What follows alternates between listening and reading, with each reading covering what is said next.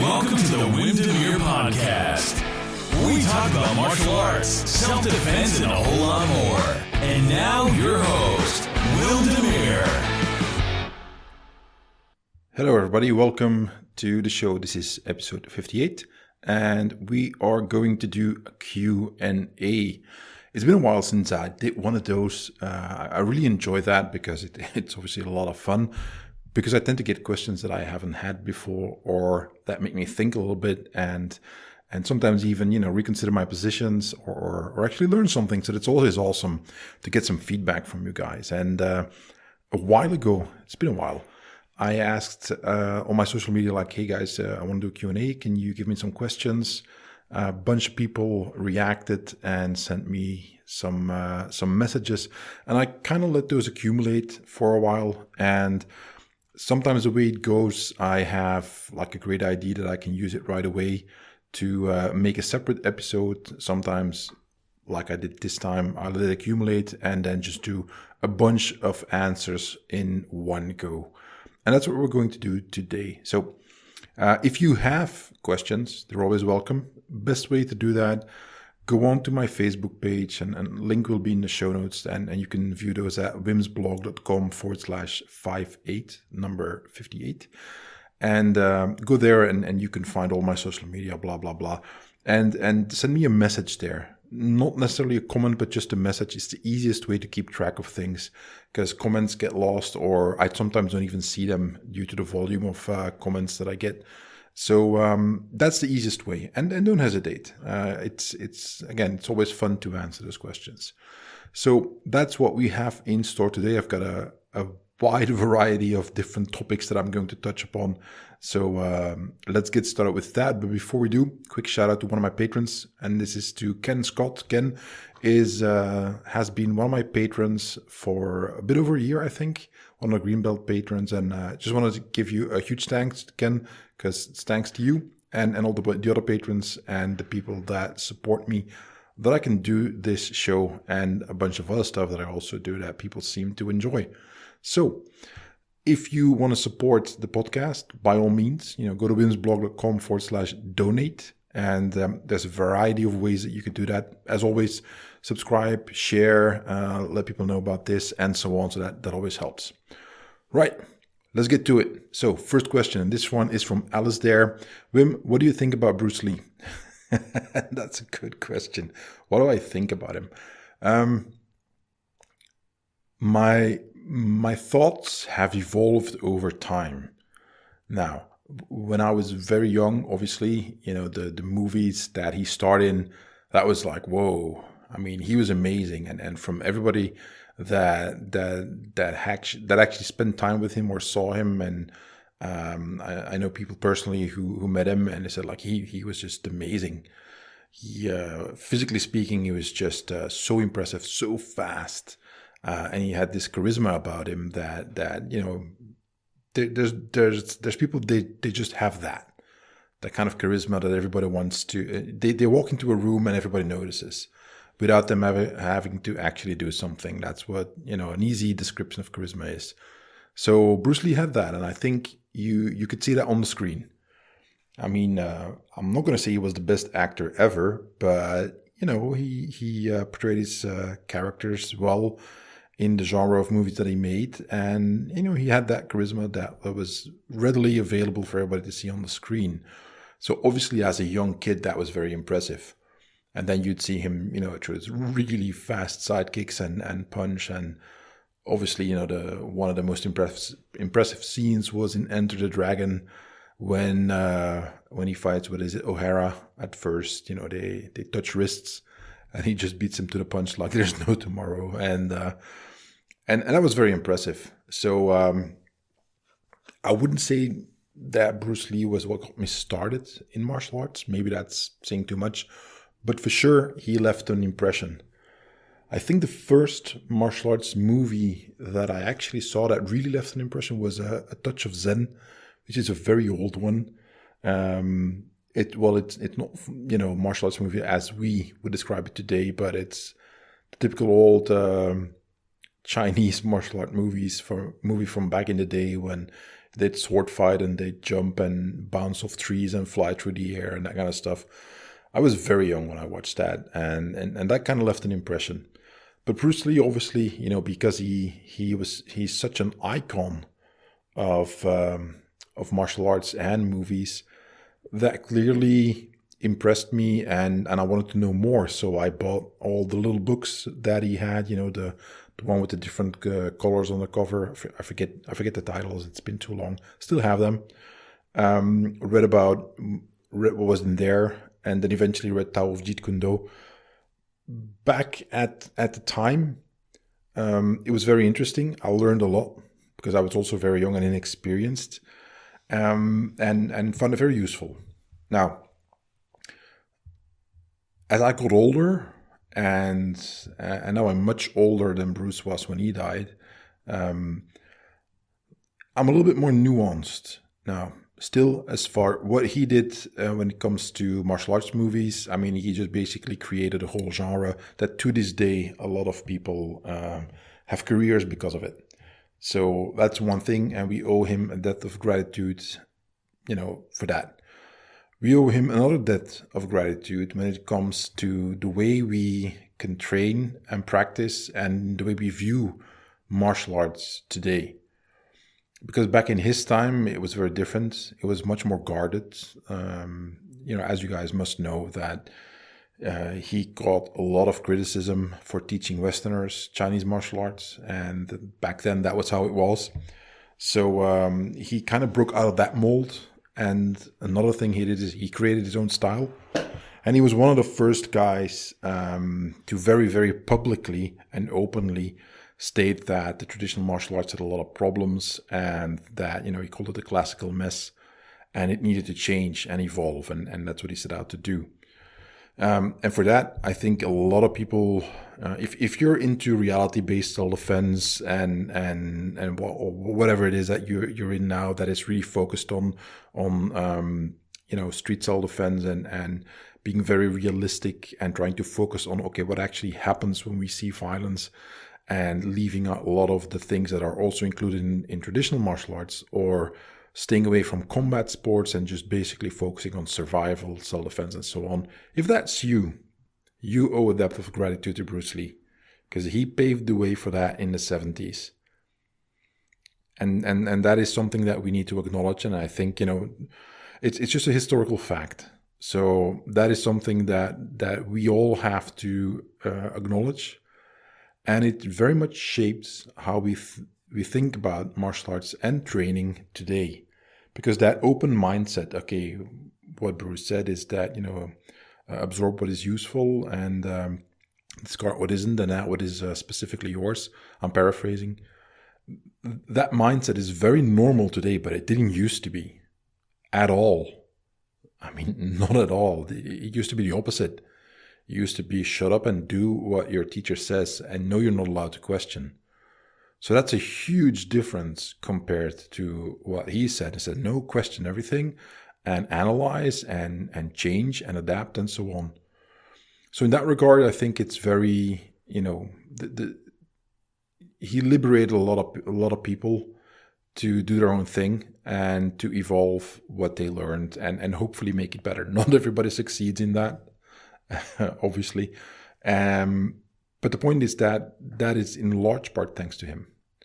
So that's one aspect. The other aspect is when I look at what he wrote in Tao of Jeet Kune Do, and from what I know of Jeet Kune Do, which isn't that much in the sense that I train with some people who are very, very deeply invested in it and instructors in their own right in Jeet Kune Do. And the way I saw it is this is what he created when he was still a very young man. I forget how old he was when he died, but I think it was in his early 30s, if I'm not mistaken. So it's not like he'd been developing Jeet Kune Do for 50 years. I think that if he wouldn't have died, I think he would have been in his 70s, mid or late 70s now, if he wouldn't have passed away. I think Jeet Kune Do would be extremely different from what it is, the way it's practiced today and the way he left it when he unfortunately passed away. I think that would have been inevitable, that it would have evolved to something very, very different. And it's a shame that we will never know what that would have been like. But that is, I think, the most honest answer that I can give, in that Jeet Kune Do feels to me like an unfinished art, in a sense that there was a lot of stuff that I think Bruce would have changed or added over time. I think that is the natural course of events for all teachers, is that you evolve as you get older, you have more experiences and so on. And especially if we see, just imagine Bruce Lee having access to the internet and YouTube. And remember that back in his day, it was reading books, it was maybe finding some footage. There were no VCRs. There was no VHS. For you guys who are old enough, you know what I mean. There were no DVDs. Didn't exist. So getting access to sources was very difficult. So you can only imagine how far he would have gotten if he would have had access to all that information like we do now. So how would that have changed his art? Again, we will never know that, but I think that's a valid question, and I think that's a valid point, not of criticism, but just a general comment. And again, nothing against people who practice Jeet Kune Do. I have, all the respect. It's not my point. My point is that he was, factually speaking, relatively young when he passed away, and didn't, like I said, he hadn't been working on Jeet Kune Do for decades and decades and decades on end, because he wasn't old enough, because he passed away too soon. And I think that's a valid criticism of anybody who develops his own art and only has been doing that for a limited number of years, is that if you stop evolving it and working on it, well, then it's frozen in time of the time when you stopped working on it, and then it's limited to that, but whatever is in there. So that's basically what I think. Again, don't let this comment that I give here on the end give you the impression that I'm saying anything negative about him. As I've explained numerous times, what's been a particular field of interest for me the last few years, and with that I mean, well over 10, 15 years now, is looking at how martial arts, self-defense systems and so on, styles, whatever you want to categorize all that in, how that they work as systems, how they are structured, what are the internal mechanics, how do they work, how do you teach them, why, what in what order, what not, and so on. What are the principles behind that? So what makes it work? Not in how does a technique work, but how does a style as a whole work? What are the individual parts, and why are they there, and what's their function, and so on. And then very, very specifically, how do you teach it in the most effective way possible? That's what I'm most interested in. And when I look at Jeet Kune Do, I think it was only at the beginning of what it could have been, relatively speaking. And it would have evolved much, much further as time went by. And again, sadly, Bruce passed away. We'll never know that. So that's it. Next question. David asks, what age should you stop competing full contact? Great question. Difficult question to answer. Personally speaking, I think when you're around, 40, 45, maybe it's time to hang up the gloves. There are exceptions. The thing with exceptions is that they confirm the rule. It's not the other way around. It's not that the rule is that you follow the exception, quite the opposite. Yes, there are people who are older than that still compete. Yes, I know. When you look at a guy like Anderson Silva, I think he's 46, 47 now, and he's still competing at a high level. But he also got knocked out really bad in his last fight. As we get older, we become more brittle, we become more vulnerable. We're not as fast as we used to be. And to a certain degree, experience and knowledge or wisdom, however you want to call it, that compensates. But when it comes to sport, the physical attributes will always be extremely important. And when you're not as fast as you used to be, when you can't keep up a certain pace anymore, once you're in a fight with a younger guy who can force you to try to keep up with that pace, and just because you're getting older you can't anymore, that's when you can take horrendous beatings. And there are a tremendous amount of examples in combat sports, coming from boxing to, remember Muhammad Ali when he got older, the beatings he took in the ring, to kickboxing, Muay Thai, whatever you want. You'll find plenty of examples of fighters who couldn't resist. Just instead of staying outside of the cage or the ring, they had to step in one more time and ended up regretting it. I'm blanking on his name now, but there's this well-known MMA fighter who now has basically, his memory shot to hell. He had literally Gary Goodrich, that's his name. Impressive fighter, all heart. Took way too many punches to the head, which he should have blocked. Or, you look him up and you see that he was hardcore. But there's a documentary about him now, and he was in his, I think, mid or late 40s, I think, when he was diagnosed with, I'm blanking on the medical term, but basically his memory is shot to hell. And in which he said that, well, if I could go to a party and talk to you, and then the next day I'll meet you and I won't remember. And you'll say, hey, that was a cool party. And he'll just say, what party? I don't know. So imagine that is how you spend the last few decades of your life, if you're lucky, that you can't remember anything. Brain trauma is real. It's not something to scoff at. It's not something to neglect. So I believe that you need to have a certain date in mind to begin with when you say that, okay, at that age, I'm going to hang up my gloves. And just to protect yourself, because there will always be a new fighter that you want to beat. There will always be a reason to try it again.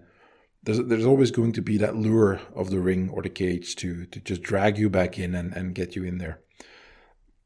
I believe that you just have to, as you start competing, just simply say like, okay, at that age, I'm done. I competed in Sancho, and there was 35 years old. You weren't allowed to compete past that.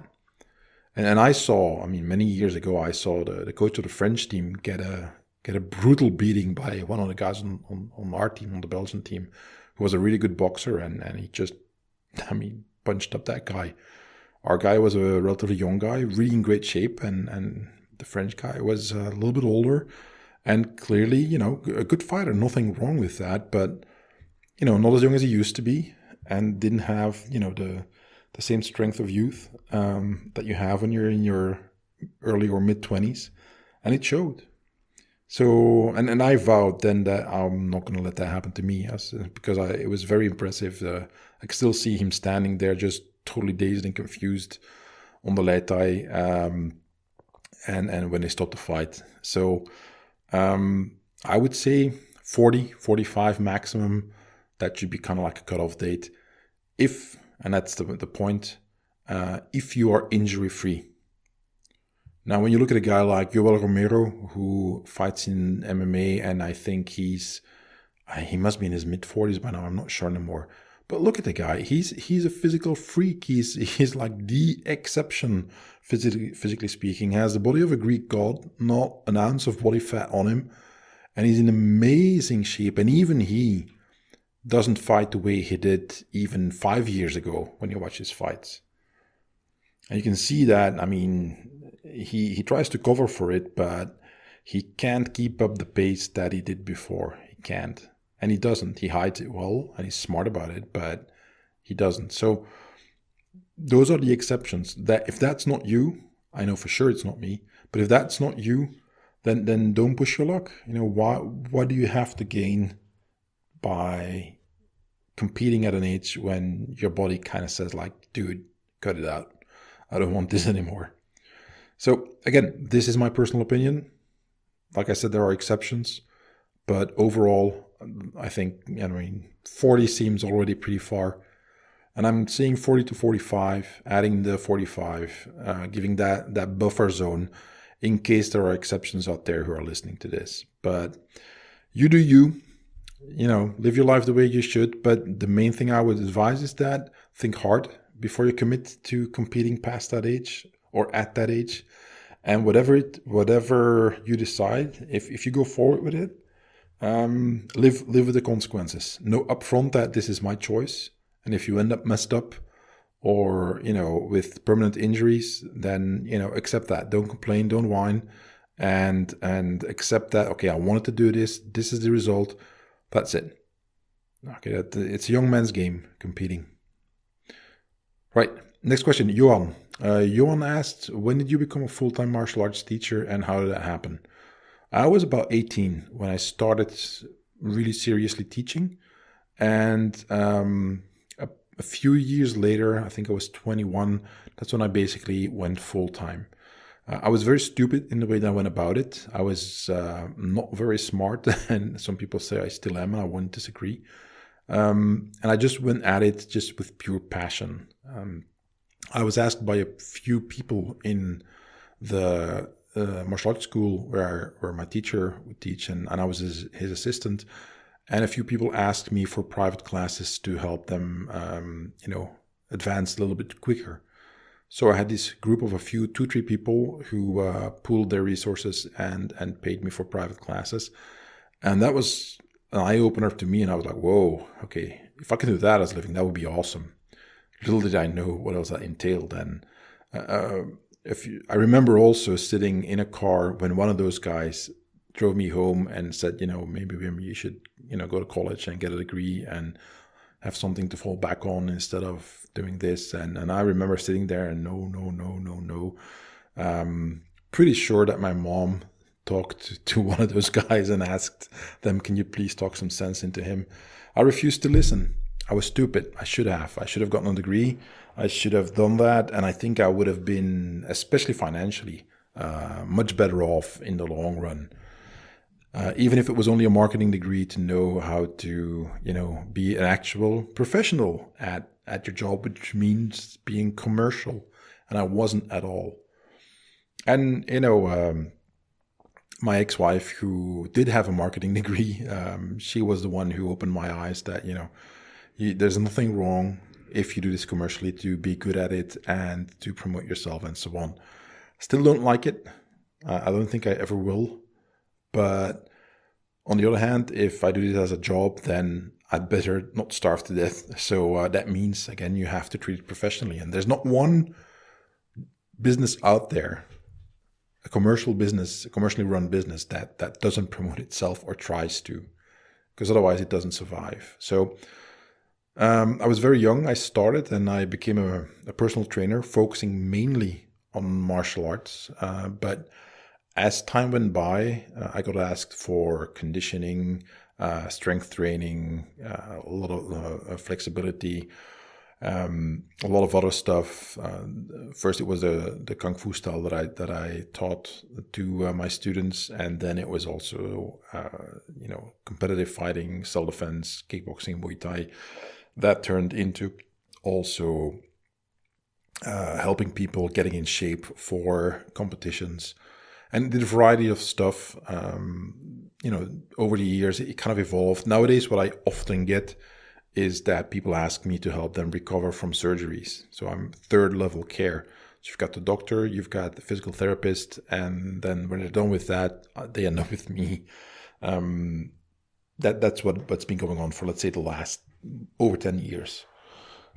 So that's how it happened. I would not advise my path to anybody. Do not do what I did, because I was extremely lucky. And I saw a lot of what we call over here black snow. That means that you're broke. I had a lot of that. A lot of ups and downs, and martial arts didn't make me rich at all. So that's why I would say that, full-time martial arts teacher, be, caveat emptor. Think about that. Buyer beware. Don't just jump in. Think about it, and maybe look for another job first before you pick that one. That would be my my recommendations. All right, next one. Morten. Morten asked, what belt are you? So I don't have a belt.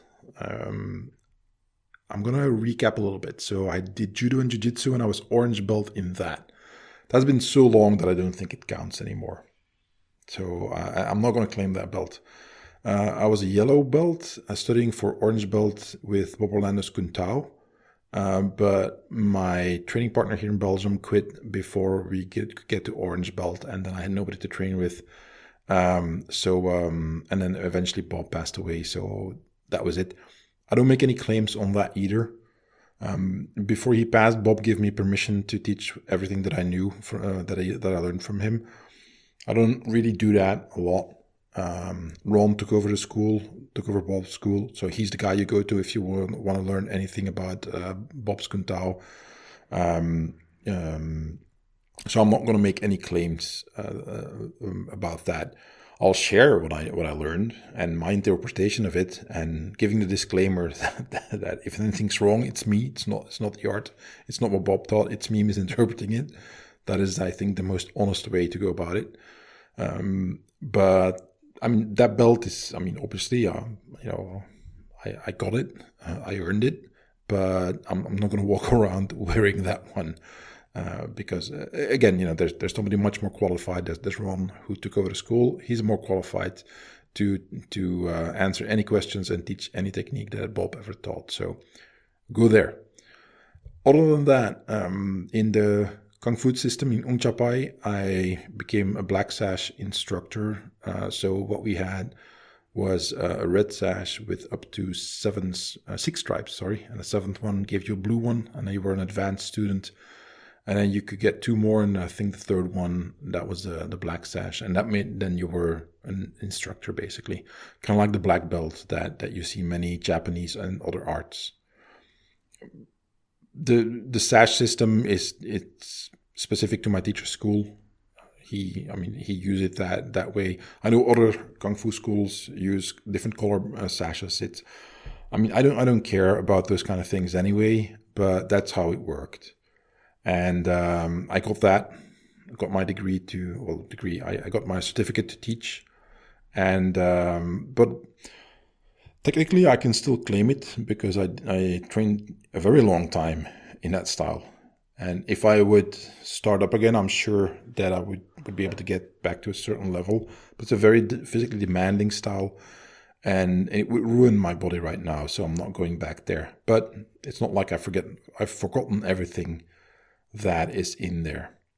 And in the Tai Chi system that I teach now, there is a grading system. As far as I know, it's not mandatory. And I asked my teacher, do I need to do that? And he says, no, you don't have to. I'm like, okay, if I don't have to, I won't, because I never cared about belts or degrees. It doesn't mean anything. I don't care if you're a black belt with, golden stripes on it and studded with diamonds. It doesn't matter, because that belt doesn't do the fighting for you. It doesn't mean a thing. It's, like Mr. Miyagi says, it holds up your pants. That's the purpose.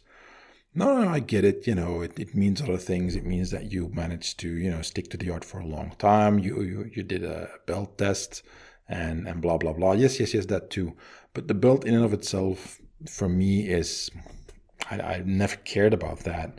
I've seen too many guys that were black belts with a lot of stripes on it that couldn't fight their way out of the wet paper bag. So, why would I care about that? So that's it. Next one, Sarah. Sarah asked, did you use your Tai Chichon in competition? No, I did not. I had done a lot of competition. I was basically at the end of my competitive career by the time I took up Tai Chi. So it's a really long time ago. And then I started with Tai Chi, and then I had, I think, one more competition in 2000. Yep, 2000. And that was the last time. I never mixed those. I know some people do, and more power to them. I have nothing against that. It's just not for me. I never mixed any arts, basically. It's not what I do. I try to keep them separate. Like I said before, earlier, I find it most interesting to view systems separately and see how are they structured, why do they work this way, and so on. So that's why I never mix that. Again, no disrespect to the people who do. I have nothing against that. I mean, everybody needs to, if you want to use your Tai Chi in competition, and with that I mean full contact fighting. I have nothing against that. Just for me, that's not how I view things, so I don't use it. There might be a little bit of overlap, like some of the things, the pushing hands training, that tends to have a little bit of an influence with, especially in the clinching and with some of the techniques that I can do in combat sports, but I don't really go out of my way to use that. So I think that's the best answer. I did compete a few times in pushing hand competitions, so that's kind of like wrestling with very specific rules where you have to try to break the balance of your opponent and make them fall to the ground in various ways. So I did that a few times, won some medals. That was a lot of fun. But it's been a while since I did that, and again, I've done all the competing that I needed to do back in my Sancho days. So I don't see the point of. Again, I'm almost 49, so I don't see the point of going there again now. Like I said, 40, 45, stop competing. I'm well past that age, so I won't. Okay, 2 more questions. One more from Andreas or Andreas. I don't know how you pronounce it. Sorry. Do you have tattoos? Yes, I do. I have one. I have one on my back. It's a dragon. It has a very special meaning to me. And no, I don't flaunt it because it's personal. I always believe that tattoos are something you do for you and not for everybody else. I'm not ashamed of it, obviously. Otherwise, I wouldn't have put it on my back. But it's very personal to me, and I got it for very specific reasons. And that's it. You might eventually maybe see it. There's a video out there somewhere of me with my shirt off, and you can see it. But okay, you just have to look for that one. Go try looking for that one, and you'll find it, and then you can see my tattoo. All right. Strange question, not in the sense that bad, but just pretty personal. All right, last question, final one. Gordon, have you ever been knocked out, and what was it like? I have not. Never been knocked out. What I have had is, been knocked out, meaning knocked unconscious. Like you get a blow to the head and you fall unconscious and you wake up. That's what we were talking about when knocked out. Haven't had that. I've seen all the stars circling around my head. I've been punched and kicked full in the face. That I was very groggy and like I said, saw all the stars, but never fully knocked out. I've been knocked down by taking blows to the body. So I think I was 13 or 14, maybe a little bit longer, maybe 15, when I was at a black belt or black sash test, and I was one of the attackers. This one of the guys getting testing. First time he just push kicked me in the diaphragm, and I couldn't breathe. And the teacher said, "Get up, do it again." So I did again, and then he just soccer kicked me in the groin, and I was out. So technically that was a knockout. So I would have to say yes, but knocked out. The question Gordon asked was, KO like you see in boxing or whatever. Somebody gets a punch to the head and they're unconscious on the floor. Nope. So I cannot tell you what it was like. I hope I never find out. All right, guys, that's pretty much it. The end of the episode. Got some great news. Next episode, I did an interview with Mark Janich. So that's going to go live then, and there's a bonus episode on Patreon for that. So you have something to look out for. And also I can confirm it now, because just a few days ago I got the confirmation. I asked Mark Dacascos. Yes, that is the Mark Dacascos that you will know from anything from Iron Chef to Crying Freeman to Only the Strong to being the bad guy in the latest John Wick movie. He has confirmed that he is willing to be a guest on the show. I'm extremely excited about that. However, it's going to be at the earliest in October, because he's working on projects. And if you know anything about Hollywood, you know that it's a crazy place. And the way that those projects go and especially in these COVID times, I can imagine that he's extremely busy. So I have his permission to contact him again in October, and I'm going to try to set it up. And I will let you know about that one. Don't be afraid. I will let everybody know that that interview is coming up. And it might get postponed again. He's a busy man. He's got a great career. But he's willing. So fingers crossed that happens as quickly as we can make it happen. All right, that's it, everybody. Thank you for listening. And as always, stay safe and take care. Thanks for listening to the Demeere podcast. For more information, go to www.wimsblog.com.